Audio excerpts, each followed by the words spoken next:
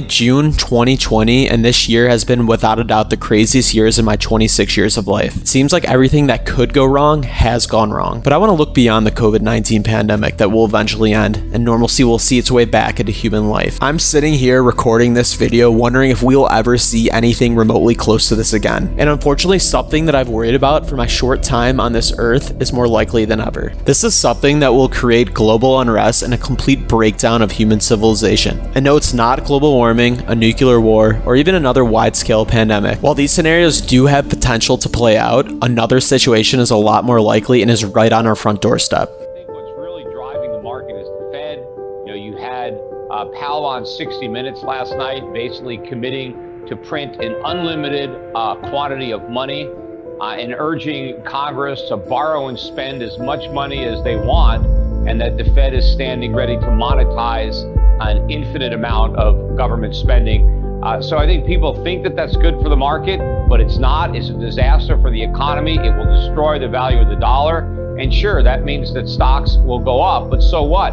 If you're pricing them in worthless currency, in fact, there is a limit to how much money the Fed can print, and that is when it collapses in value. What's the point of printing money that doesn't buy anything? I think we're going to find out pretty soon.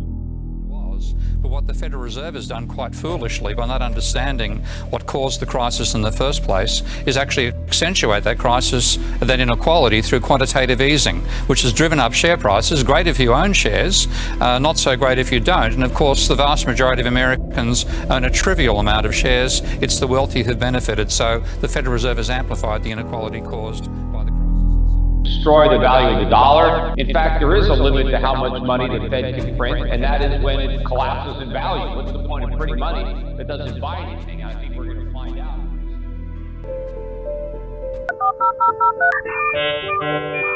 The era of the US dollar's exorbitant privilege as the world's primary reserve currency is likely coming to an end. It's important to understand that the current economic crisis in America is not merely fueled by the coronavirus. So there are really two crises at play. The first is the coronavirus health pandemic, which has created global demand supply shocks and other effects. The second underlying crisis is the full-blown debt crisis. As early as 2018, experts were betting on a downturn due to corporate debt well before the coronavirus even raised its head. The underlying vulnerabilities for the dollar are deep, and despite unprecedented measures, the dollar might face a deep crisis.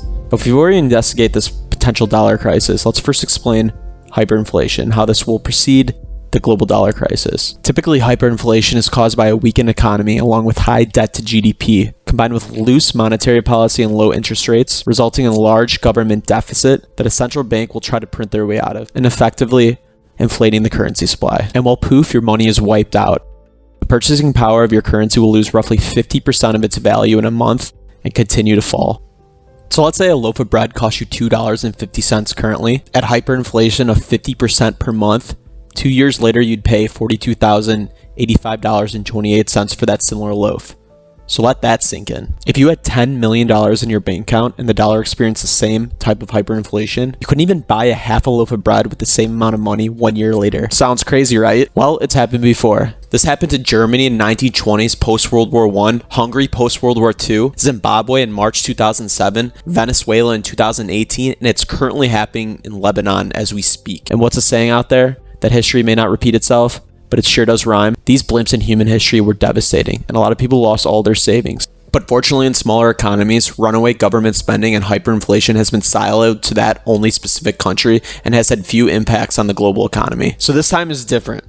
This time is very different. The contradiction now is that the United States, the global reserve currency, is teetering towards the hyperinflation phenomena. This is a matter of concern for all watchers of the global economy and to central banks abroad. Let's back into this and see how we got here. The United States Federal Reserve on March 23rd made its most dramatic announcement yet, QE infinity. That effectively means that the Fed is willing to engage in large-scale asset purchases for as long as it takes in order to set the market straight.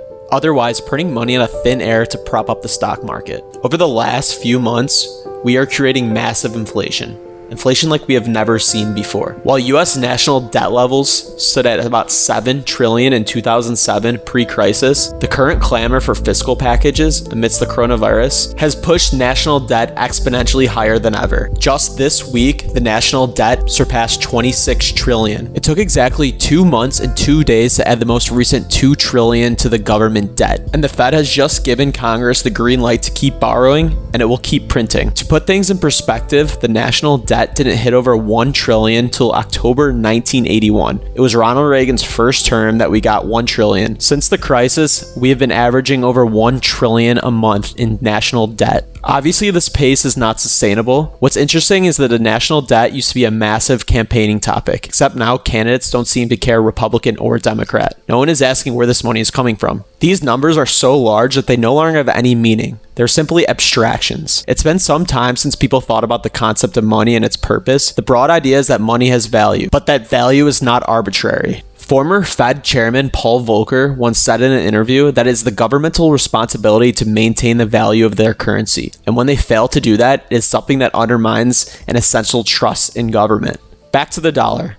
All this stimulus money printing hinges on two factors: that the Federal Reserve can prop up the dollar and that there's an unlimited global demand for US dollars from the world's central banks. Both premises are under threat in this crisis. The coronavirus pandemic has simultaneously put every global economy under strain. Most countries have imposed nationwide shutdowns, and all domestic and international supply chains are impacted. In addition, almost all governments are creating stimulus packages. As a result, there is high demand for dollars in the market. Panic has swept through the financial markets, and investors have begun seeking safety in cash, and above all, in US dollars. And this is how the Fed can get away with unlimited quantitative easing. However, this demand should not be misunderstood. It is a short-term gold rush to cater towards the dollar-denominated debt. This could continue for some time, but it is just simply not sustainable, given the amount of debt we are currently in. Ultimately, as the economy recovers and consumer spending increases, there's no way trillions of dollars of extra money being printed does not devalue the dollar in the long run. The inflation created by this will be tremendous, and will put the US economy through the experience of Zimbabwe, Venezuela, and others who have tried to print their way out of a deficit. Such a disaster can be averted if the demand for the US dollar stays high globally based on its reserve currency status. However, only time will tell, and what the future standard might look like is anyone's guess.